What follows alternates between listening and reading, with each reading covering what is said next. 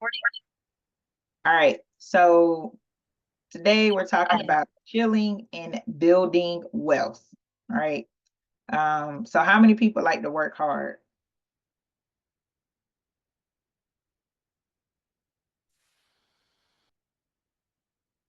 I ain't raised my hand because I don't.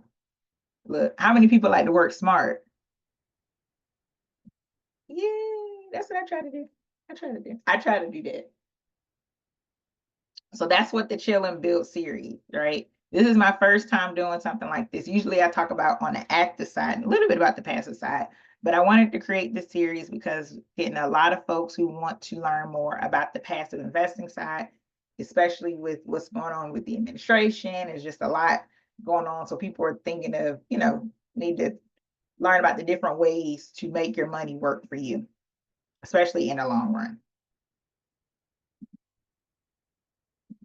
All right. So we're going to talk about the different streams of income. We're going to talk about stock market, real estate, and basically, I would say, I hate to say inflation protection, but we can say that real estate and stocks and them growing over time. All right. So for those who don't know who I am, thank you all so much for tuning in. My name is Davonne Reaves, the queen of hotel investing. That's what folks call me.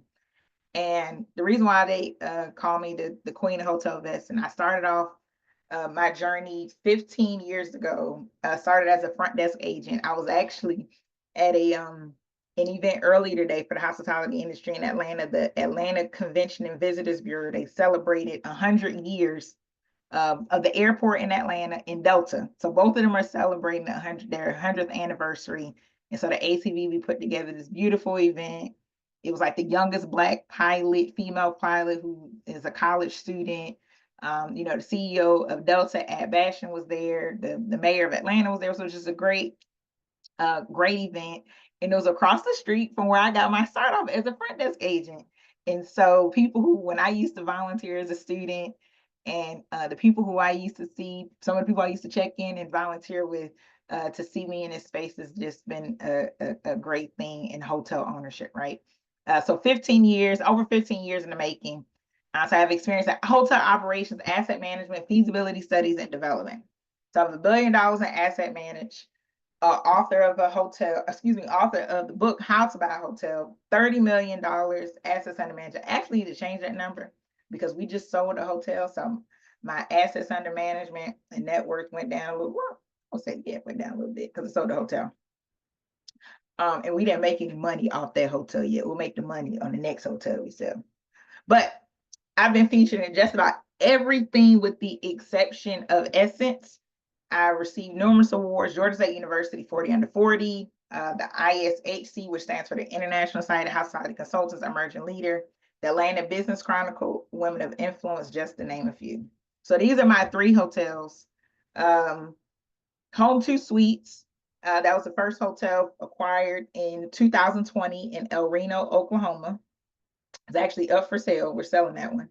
The hotel in the middle, we acquired that in 2021. That's 145 room Staybridge Suites in Indianapolis Fishers. We actually just sold that hotel for about 14.8 million. We bought these 2 hotels, quick little case study. We bought these 2 hotels, the Staybridge Suites and the Hampton Inn. We bought it for 17.8 million. So we're selling this we just sold it for about 14 million, and we're selling the Hampton Inn Suites for 6 million. So if you do the math, we're making a decent profit, right? But I can't give you the true numbers until we sell the Hampton Inn. And then I'd probably do a case study and show you how we were able to turn these 2 hotels around and make a profit for us and for our investors. All right, for the brands, these are all my brands. Davonne Group, which is my consulting group, consulting firm and ownership group. Stay Black Experience is a directory of Black-owned hotels. Vestor is a crowdfunding platform. I see some folks who've invested in some of the deals on Vestor already. And Investor Academy, which is the learning arm. All right. So how many people know about the different streams of income?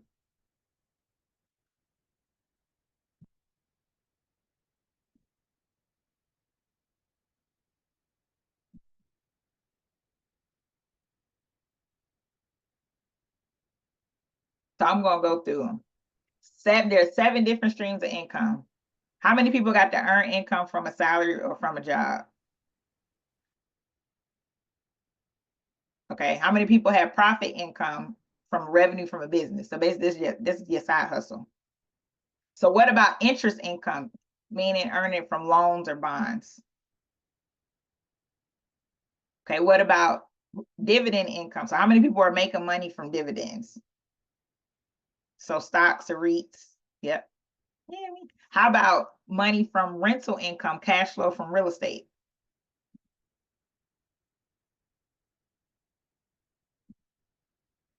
Okay, what about capital gains, profits from selling assets?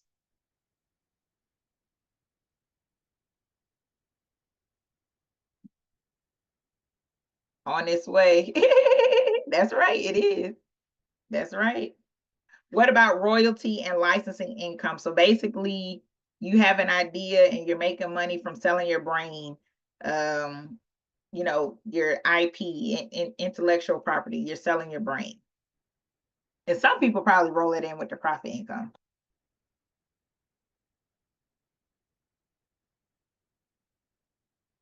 So if you didn't know about these 7 streams of income, these are different ways that you can add different income sources.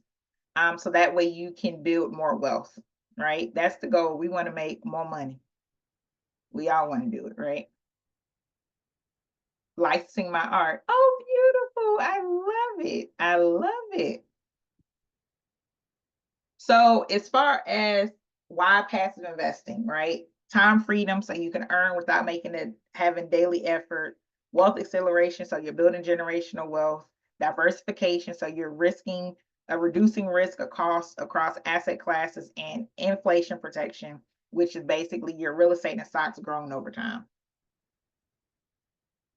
So why invest in stocks? I'm going to touch on it a little bit because Angela did such an amazing job touching over it yesterday. So why folks really invest in stocks, and she basically summed it up so beautifully. The dividend stocks, you want to get paid quarterly with no effort, right? So going back to the list that she talked about, look at those different and actually I should have started off with this. So disclaimer, I'm not a financial advisor. I'm not a wealth advisor.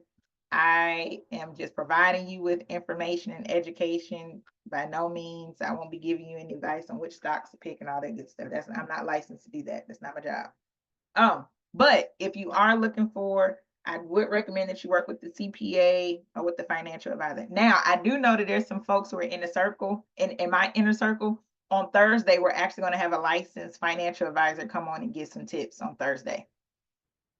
Yeah. So he's a member of FINRA. All right. So, and also another reason why to invest in stocks. So now I got the disclaimer out the way. Index funds, ETFs, right? You basically set it and forget it, right? The earlier you start, the more you build wealth. So don't be like, oh my gosh, I should have started 10 years ago. Guess what? You're still time. It's still time. It's still time to get going. So like Angela said, I think that was probably the best example or way to get started is just starting small and working with things that you know and that you invest in. Real estate. So why real estate? How many people invest in real estate?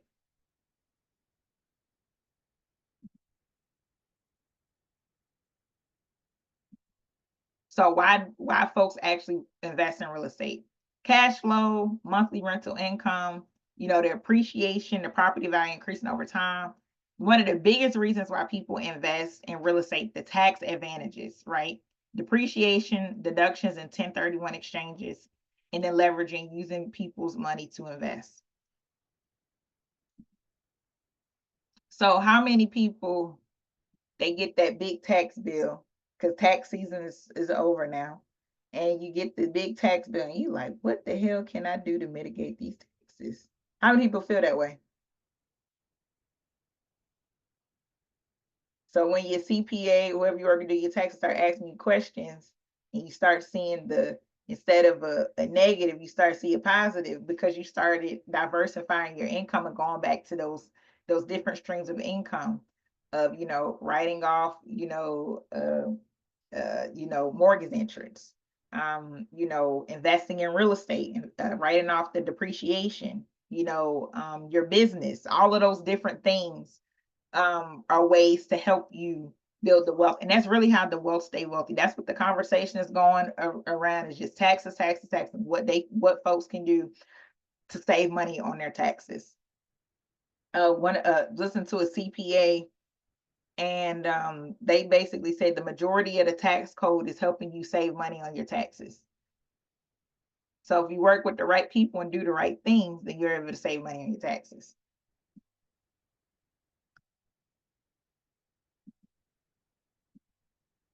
All right, so real estate versus stocks. So real estate is more of cash flow.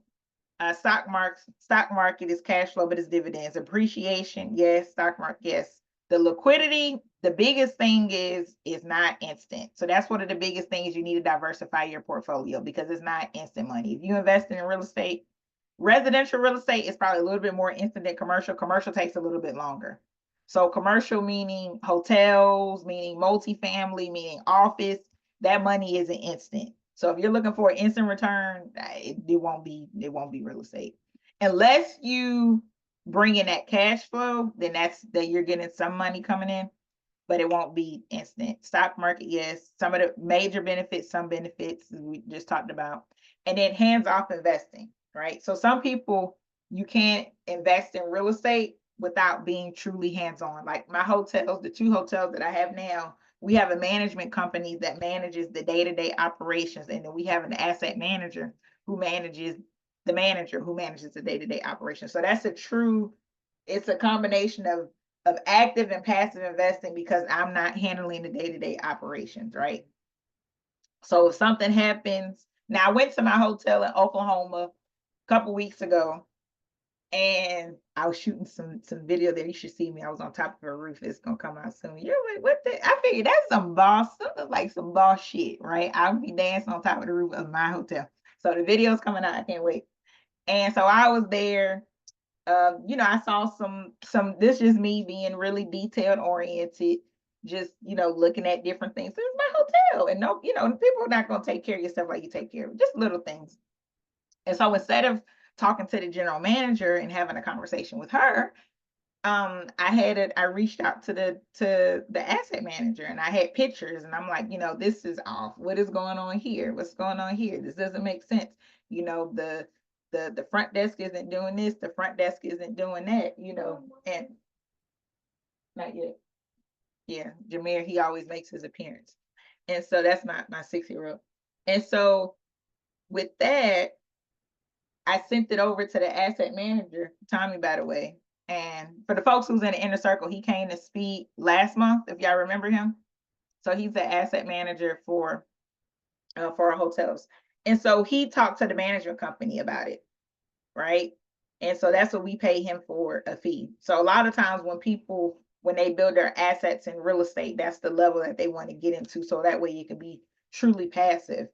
Like a lot of the big corporations that own the big apartment complexes and own the big hotels, they have people that handle that for them. They're not dealing with that. Stock market is definitely 100% passive because you're paying a fee for somebody else to manage it. So ways to invest. How many people know that you can use your life insurance to invest?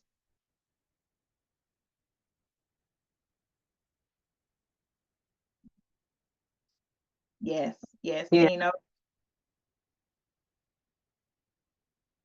yes, yes, yes. Oh my goodness, I get excited when more and more people find that out. What about solo 401ks, meaning you can use your retirement to invest? How many people know that you can use your retirement to invest? Oh my gosh, I'm loving this.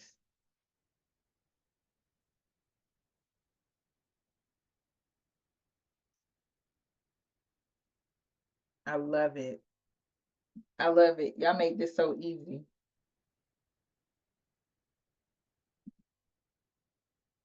I use my life insurance policy as collateral. Okay, okay. So what about folks using their retirement?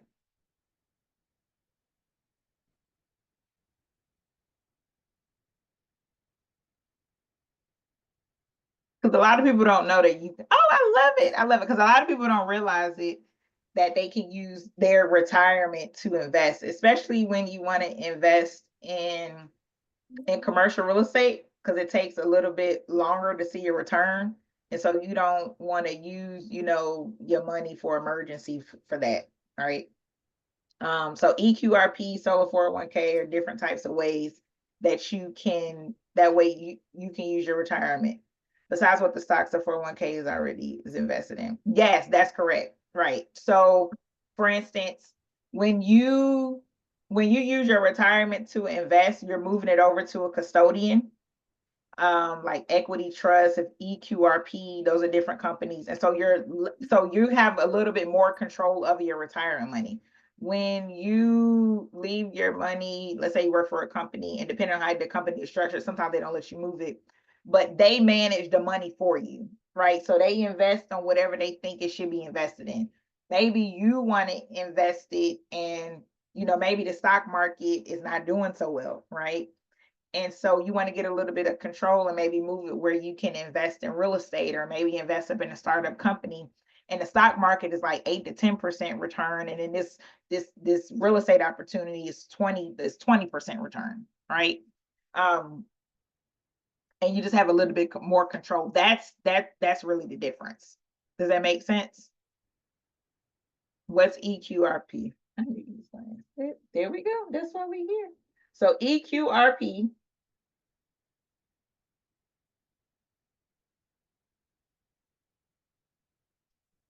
and where I'll put a link in as well, is basically, tell you what it stands for. It's a different way of using your retirement. It is more from a tax perspective on how that's the biggest difference. It's the tax perspective, and you have more control of what to do with it. So basically, you're pulling money out of your retirement. So let's say your company uses T. Rowe Price or something. I'm just making this up.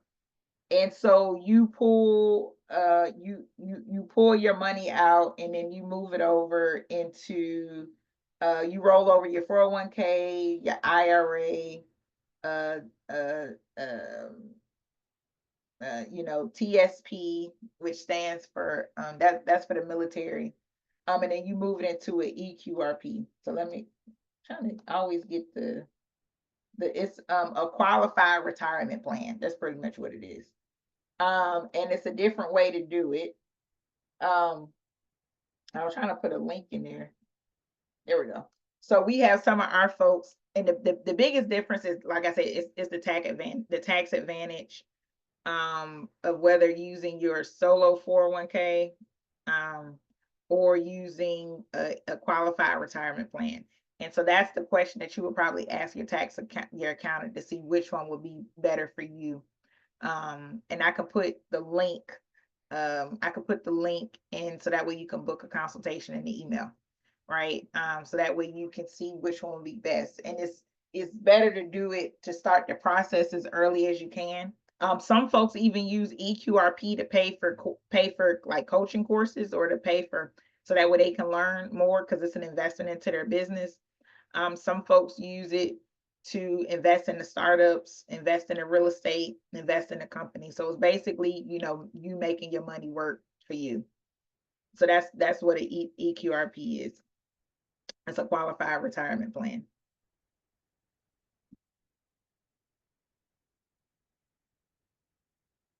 There you go.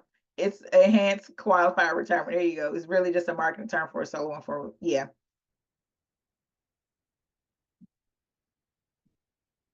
So some folks have used yeah,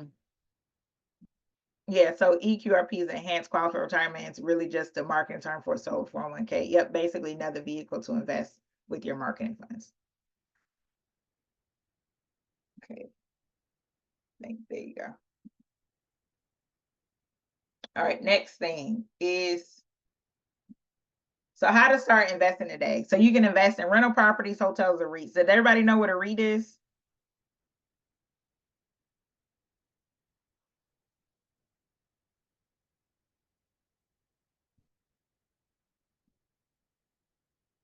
Does anyone not know what a REIT is?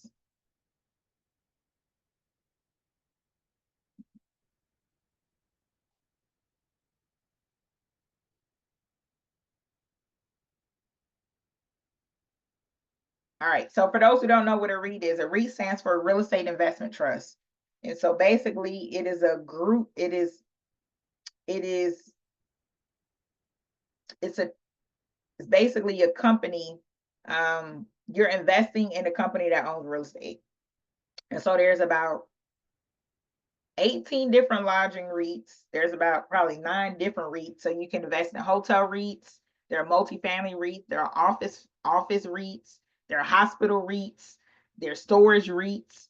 And basically, what you're investing in, the REITs, they have to share 90% of the profits to their shareholders. So when you're investing in REITs, just about every quarter you're getting some type of dividend. So some of the tools that you can use to invest in REITs or invest in a stock, you can look at Robinhood is a website that you can use or an app you can use. Fidelity, depending on the type of REIT, you have to work with a licensed financial advisor to invest in the REIT. So that is a REIT. So for folks who may not have a lot to invest passively in a hotel or in a 7-figure, 8-figure, 9-figure investment opportunity, sometimes people they start off with REITs. It tends to be a little bit lower entryway. And the difference between investing in stocks and REITs, again, you're investing in that portfolio, right? So it's more of a concentrated, like ROJ Trust is probably one of the only black owned, I think the black owned lodging REIT in the space, right? So they have hotels all over the country. And so you're not only investing into a Marriott, when you're investing in a stock, you're just investing in that Marriott stock. When you're investing in Hilton stock, you're just investing in Hilton stock. But if you invest in a REIT, typically they have a portfolio of the different brands, so you're able to diversify. So that's pretty much the difference. What was the black owned REIT? RLJ Trust. I'll put it in the chat. RLJ Trust is a black owned REIT that owns, and it was founded by Robert Johnson, who founded BT. So that's ROJ Trust. So that company probably owns the most hotels as a black company, probably that owns the most as a black person or black company. So if you're looking for something to invest in and you want to contribute, definitely look in there and do your research. I've invested in ROJ Trust. I've been investing with them since the pandemic. I get my notification, your dividends have been invested. So the more you receive dividends, you get access to the quarterly calls. So definitely you want to do your research, right? So how can you do your research? I always say start off with, your investment thesis, right? It's like your roadmap. Where do you want to invest? What do you want to invest? Why are you investing? And when are you going to do it? Right. So going back to the list of stocks that Ange was talking about last night, and I mentioned earlier as an example, Dunkin' Donuts and Krispy Kreme, right? Hotel brands that you may enjoy. Amazon, their stock is expensive. So maybe you want to invest in an index fund or ETF or something that has Amazon in it, so that way you're still getting a percentage of it. Again, working with a financial advisor. I think Ange, she mentioned she has a course. Well, I know she has a course, I'm part of it, where she literally helps you navigate and understand and how to pick stocks for yourself.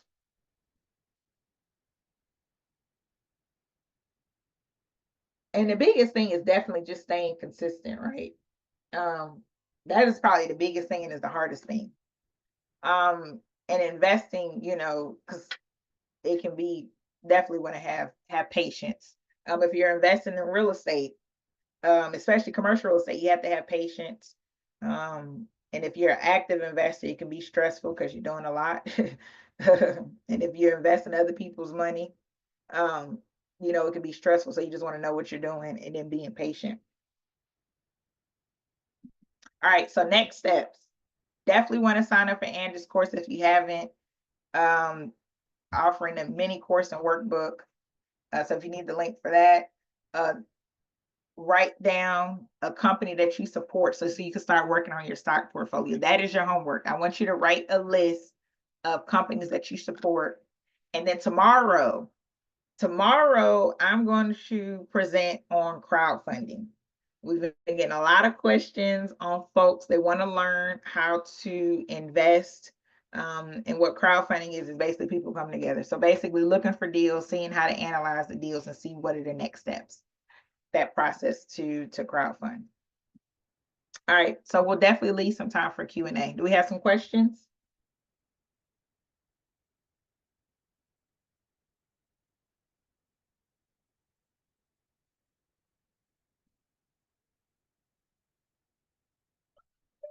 It's okay, Project. Hello. Okay. I could talk about how you use your life insurance policy for real estate. Yeah. All right. So with life insurance, there's about, now I'm not a life insurance advisor, okay? But I know enough about life insurance. So I got life insurance for me. I got life insurance for my child. About to get life insurance for my mama. So, and how I got introduced to life insurance was early on. My grandmother, just like many of y'all grandmothers, back in the day, life insurance for Black people was just really just to cover burial costs. This is what it was for.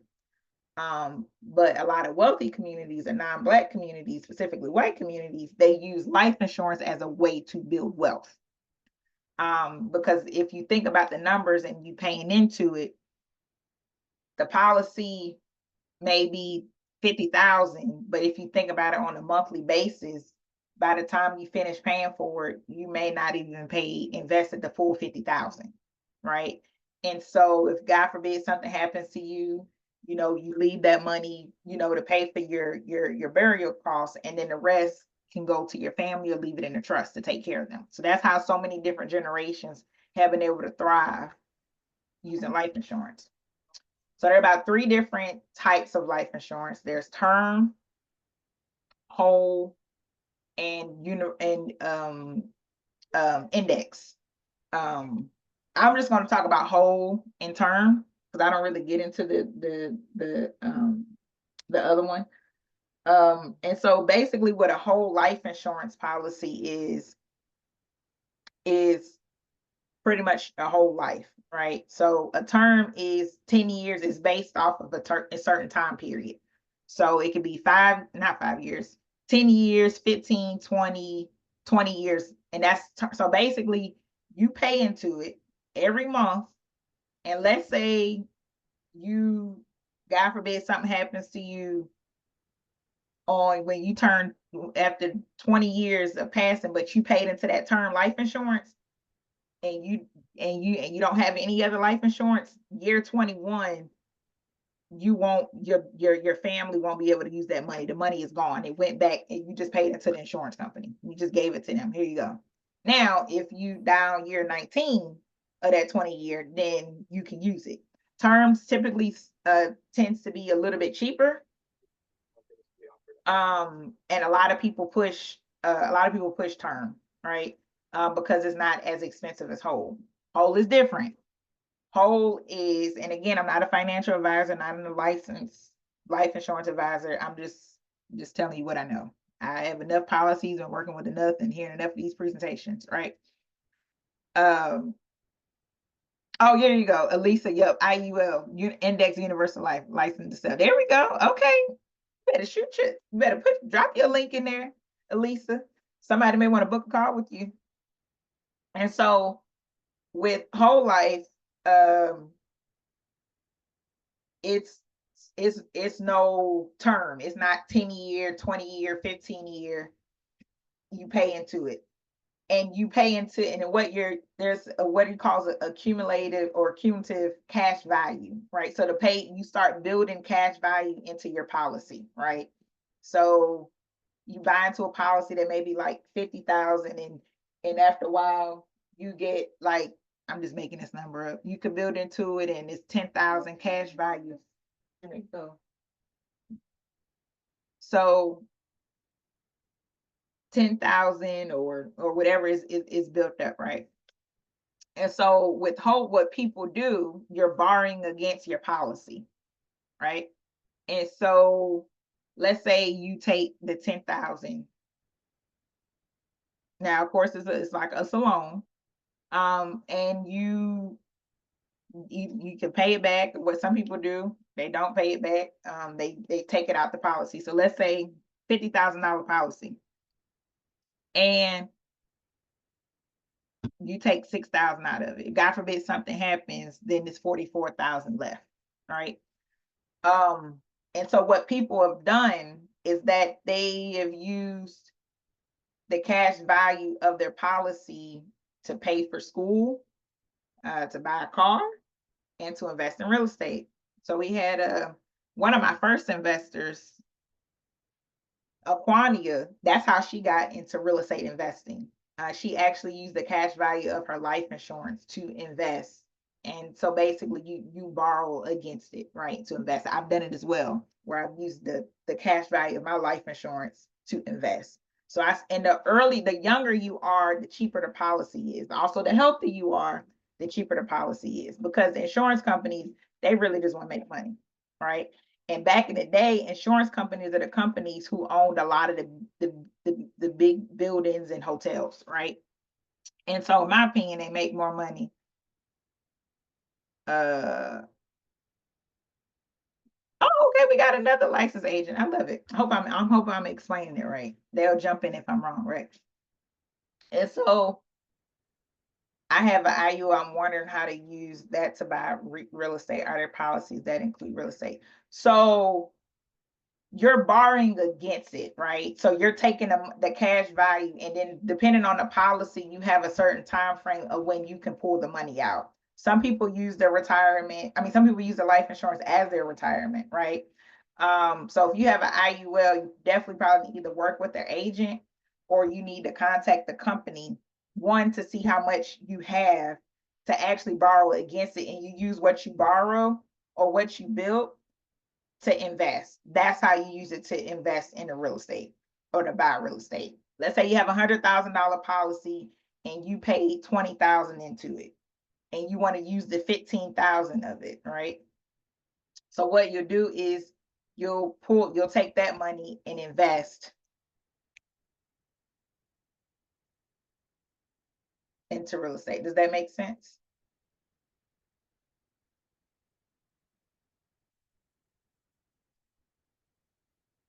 So so I wouldn't say there are policies that include real estate. You need to look for policies that you're able to build, cash, that you're able to build and to invest.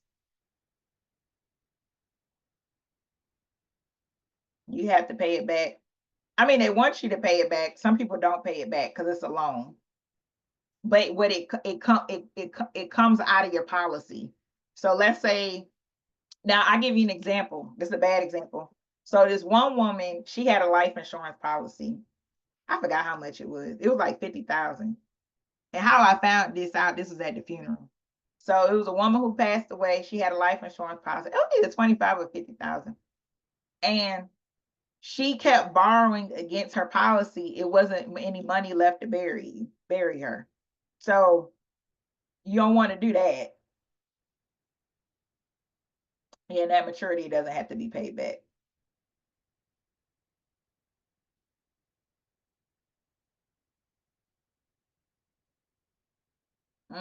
So y'all want to be careful with y'all borrowing against y'all policy, because y'all want some money to at least, bury yourself. That's the point of it. But you pay yours back. Yeah, some people pay it back. I paid mine back.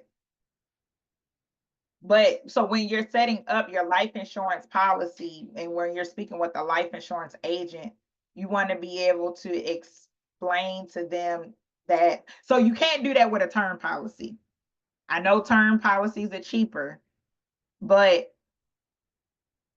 you can't do that with a term policy, because a term policy, there's a term limit and you're not building cash value, you're just paying into it. So Lisa she put in the chat her website, agents.ethoslife. So for folks who want to who want to start a life insurance policy, and not just for real estate. I mean, You just want to do it so that way, if God forbid something happens, you got some money to bury yourself and your family won't have to do a GoFundMe, right? Um, universal life insurance policy, mixed reviews on that. So cash like universal life insurance policies, from my understanding, is like it's based on the market. It's just a lot of different factors. Whole life is, yeah, my vote is whole life is considered more of an asset than a universal life insurance. So a lot of people, you may meet some people who say universal life insurance is better. In my opinion, it seems like it makes more money for the insurance companies with the universal life insurance, because it sounds like it's a cap based on the market, right? So meaning, let's say universal life insurance policy is at 8%, but how it's performing is at 10%, but you're capped at that 8. So you're not truly getting the 10. That's my opinion. Again, I'm not licensed to do it. I'm just sharing my opinion. Definitely do your research. There you go. Universal can crash and have less value than its original gain. Yeah.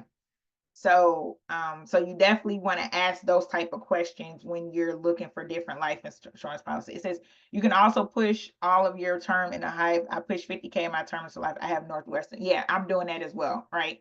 So another strategy is you can take some of your term and put it into a whole life. So that's, and I have Northwestern Mutual as well.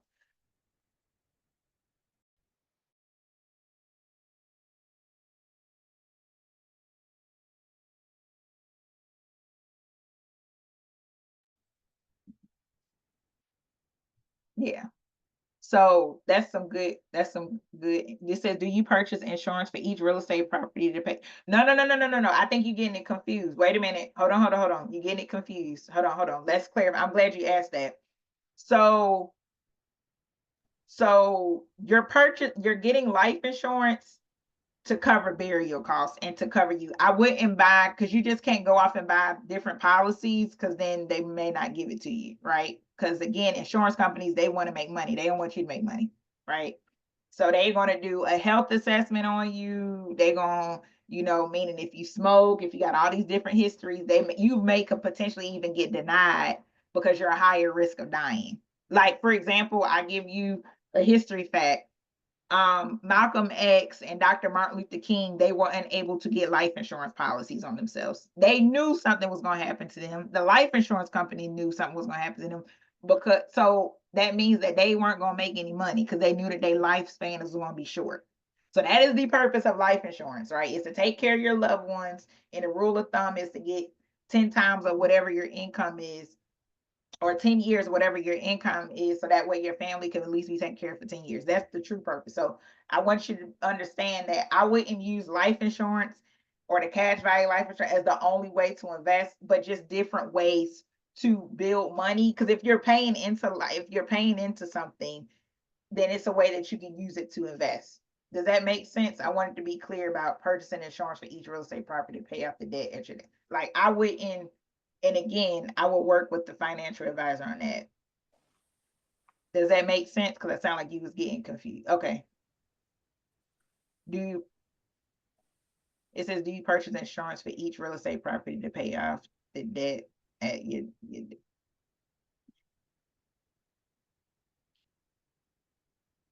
I wouldn't do that. Do you purchase insurance for each real estate property to pay off the debt at your, because the thing is, the insurance companies may deny you if you have so many different, let's say you have 20 different real estate properties, they may only give you 5 policies. You can't just have a whole bunch of different life insurance policies around to pay off the debt. Now, what you could do is you could get business insurance to cover that. That's separate from life insurance. You can get business insurance where it covers the business if something happens to pay off the debt. Does that answer your question?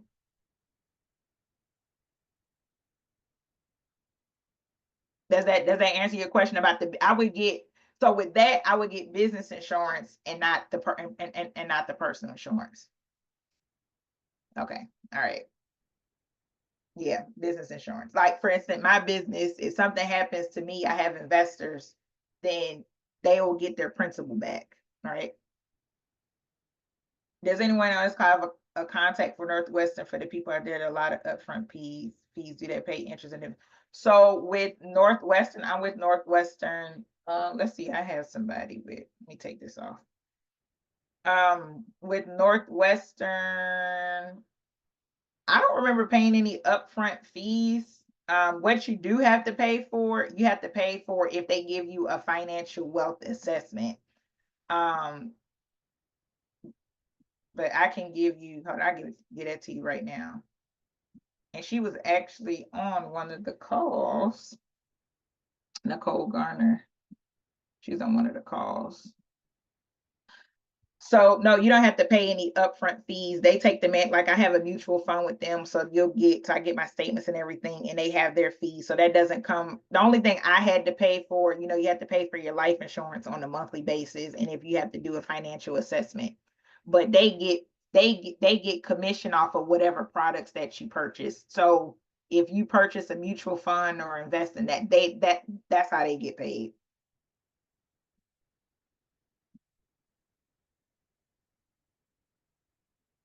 Oh, and then Andrea put her information in there.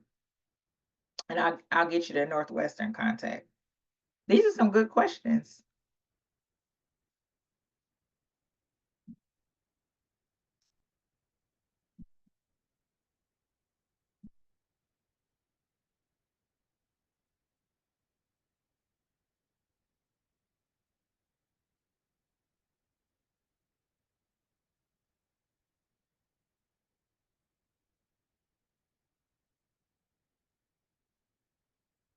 There we go.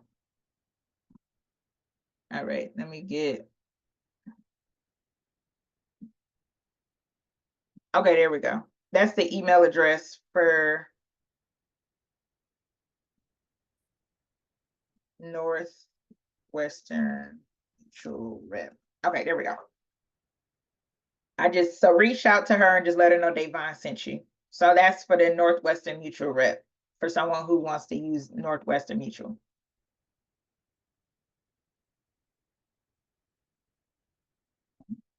Yeah, so does it make all the different tools and vehicles that you can use to expand your wealth, right? And so I found I got life insurance my first probably in my 20s with my at Northwestern Mutual Mutual Rep. And she was like, you want to get it now while you're young. My biggest mistake was, and she told me she should have said I should have gotten a higher policy. So I really wish I would have gotten a higher policy because I would have paid more into it. So I was able to use some of it to invest in real estate, but I probably thought when I got that higher policy, it would have been cheaper, right? So I got another policy when I had my child, because I got a larger policy, but it costs a lot more, Um, and so what we did was we came up with what someone mentioned earlier, taking a term and then converting it into a whole life. So it's better to get it while you're younger. It's better to get while you're healthier, right? Because you don't want to wait till you get it now. Some people don't believe in life insurance. Um, my grandma, she cashed out her life insurance and paid for her own funeral, and she said, "I'm sending my money. I ain't leaving y'all nothing." And some people do that. Some people they cash out their life insurance policy, and they were like, "Look, I'm about to live my life with every money. Y'all better get it now because I'm sending all my money." Some people did that too. So it just depends on. That's why it's always good to work with the financial advisor so you can figure out which strategy works for you.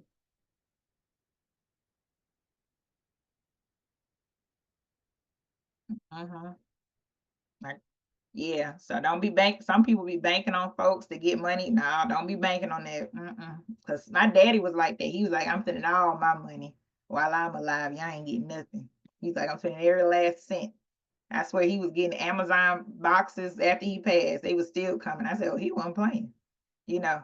So it just depends on what your strategy. It says you should look at it as a saving plans that has life insurance tied into it. It says these are great tools that weren't available. Please use them. Yeah, yeah. And that's what my financial advisor told me at Northwestern. She was like, use it as a savings. It's a part of my retirement strategy, right? So that's why you want to get a plan and work with somebody who understand what your strategy and what you're trying to do, so that way it can be built into your plan. If you're like, hey, I want to use it to do this, I wanted to use it to do that, then they'll find a plan, a package that works for you. And you want to get it as young as you possibly can. So if you don't have one now, go ahead and try to get it now, you know.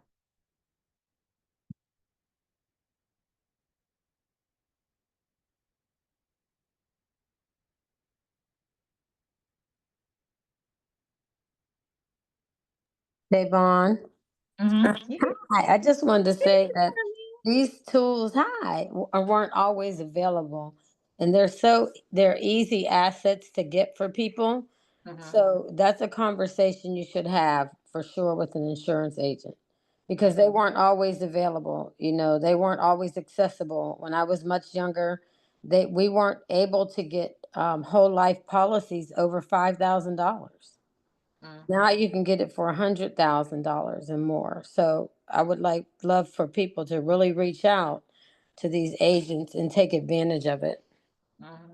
Yeah, and in the mini course, thank you for that, Miss Darlene. In the mini course that I was talking about before, we had Aquania. She's a licensed insurance agent. Well, she talks about how you can use your the cash value of your life insurance to invest in real estate. Like that's what she did. Same thing with the different retirement plans. I know a lot of people that's what they do. They leverage that so that way they won't use their available cash, you know. So definitely, take advantage of that. I do different things and 529 plans and all that. So by the time my little one gets older, I won't be like, oh no, I won't be stressed. Just starting that process now. So it won't be so difficult. Oh, thank you. That was Make You and Divine was amazing. It says, I'm late to this meeting, but I have been interested in this for a while. I know many people that talk about how they did it, but never shared the process. Yeah. Yeah. I know a lot of people don't like sharing the process, but yeah, definitely, work with and if you don't, if some folks put their link in the chat, here's the link to the mini course where I explain the different ways that you can invest and then breaking it down, step by step, especially like someone like Aquania, and that's exactly, what she did to get into her first property. So those are the just those are just some of the different ways just to get started.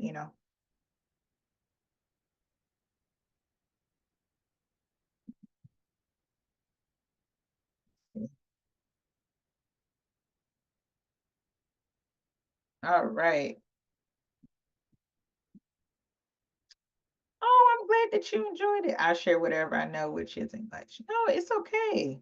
It's okay. I love it. I get a lot of questions for people who want to invest passively in hotels, or in just other types of real estate, and they don't know what's available to them. I didn't know anything about, when I got started off investing, I didn't know that you use your retirement, right?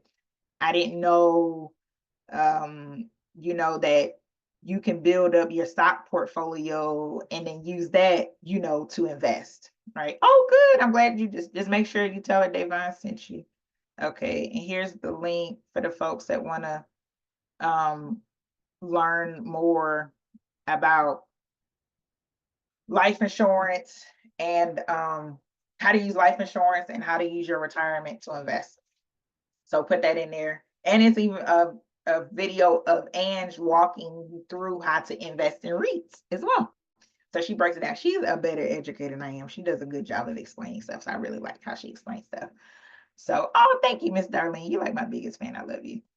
Um, no, this is great. Oh, you're welcome. Miss First says, thank you, Devon, for always sharing the knowledge I've been finding. Oh, you're welcome. You're welcome. Welcome. Thank you. Thank you. Yeah, this is my first time doing something like this. Usually, like I said, I'm talking about how to buy a hotel, and everybody want to buy a hotel, and I get that because it's a lot of work. But there, and I'm getting more into the passive investing space, and so I'm just sharing what I've learned and sharing my resources with you all, like bringing Ange on, who's just amazing. You can say, thank you, Miss Darlene. You want to buy a hotel? Okay. So how many people trying to buy a hotel?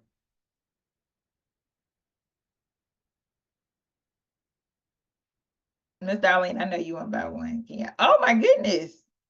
Maybe what? Okay. Oh my goodness. So when are y'all trying to buy a hotel? How soon y'all trying to buy one? Look, y'all say ASAP until y'all find out how much it costs. We have a bunch of ones a bunch of empty ones here in KC. Oh yeah, it's a reason why. By 2027, okay, that's 2 years from now. When I have more zeros in my account. I used to work for Holiday Inn and Marriott Corp before the end of the year. Okay, and how much work needs to be done before the end of the year? And you're not a part of my inner circle, Miss Jolise. What's going on? I'm working on the 100-day test. Okay, it says I've been meeting with Jacqueline and Choice. Okay, I talked to Jacqueline earlier and I submitted my interest to Wyndham. Okay. Yeah, Jacqueline gonna refer you over to me. They just sold the Groovy Motel by Tennessee for 800,000, 14 room. I was sad that I had the funds. So I don't want y'all to think that not having the funds is more so having to structure it, right? Yeah, learning how to structure it. So that's what we talk about in the inner circle, is how to structure it and how to get it going, and also collaborating, right? So you may not have it, but somebody else may have it, right? So, and then you partner with them.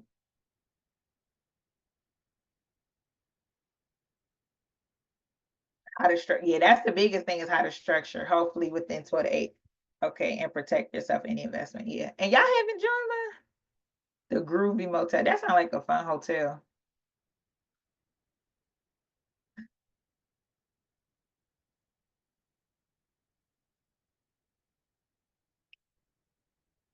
Yeah, so I have to send you. Okay, so I made note of the folks who are interested in buying a hotel. So I have to send y'all some separate information. I know Miss Darlene is in the inner circle. Are you coming to DC next week, Miss Darlene, for our event with Hilton?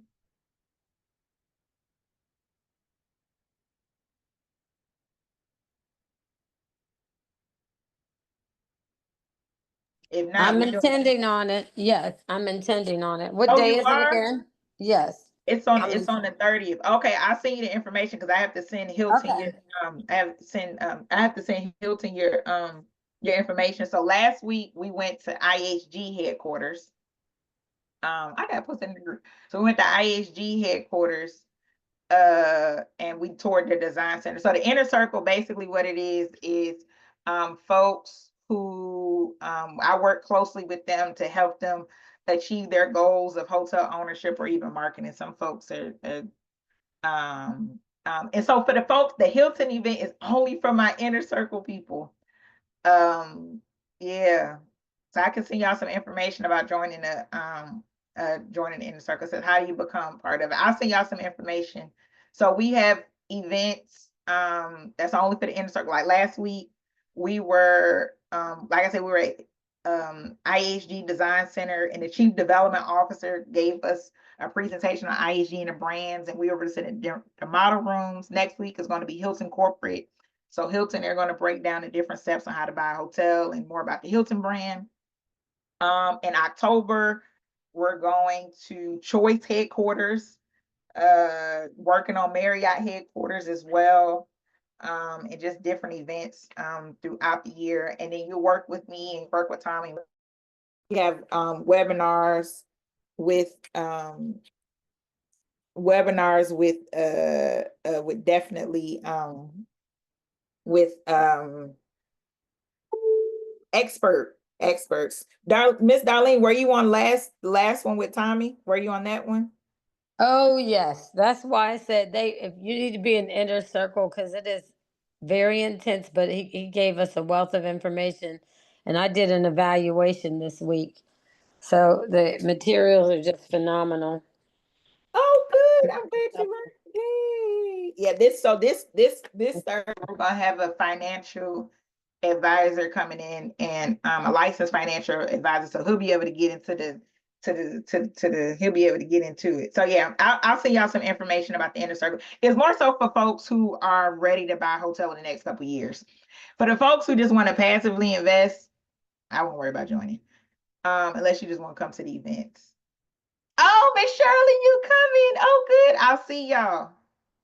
Okay, my investment for this year is to invest with you and be a part of the inner circle policing. Oh yes, because Miss Shirley said she want her hotel by December 2025. Miss Darlene, when you get your hotel?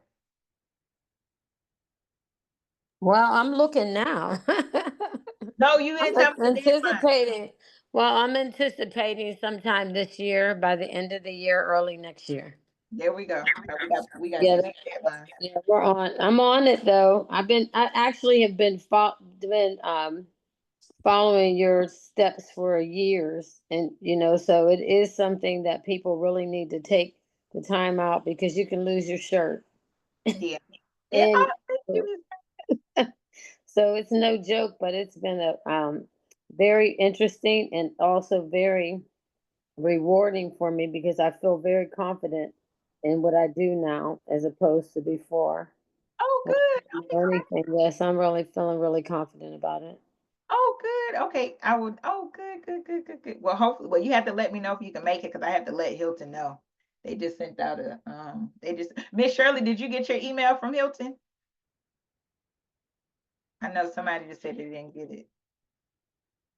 It says it's I an would, I would like to bring one of my largest investors. So I need to talk to you about Yeah, that. talk to me because I gotta send them the list. Okay, yeah, because I need to have him, if he can come, I need him. Okay, all right, thanks.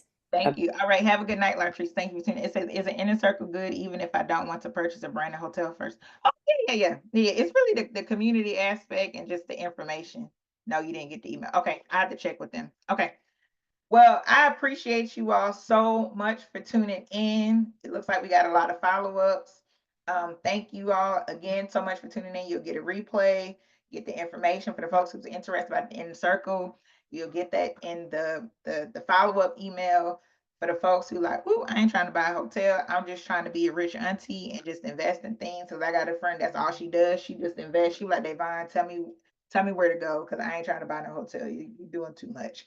So we have all those options for you so that way you can create wealth for yourself. So I appreciate you all so much for tuning in tonight. I will see you tomorrow night where we will walk through on how to invest in commercial real estate through crowdfunding.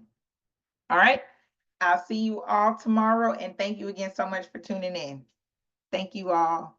Thank you. You all have a good night. Thank you. Thank All right. you. Have a good Bye, evening. everybody. Have a Thanks, good one. Davonne. Bye-bye. Thank you. Bye. Thank you.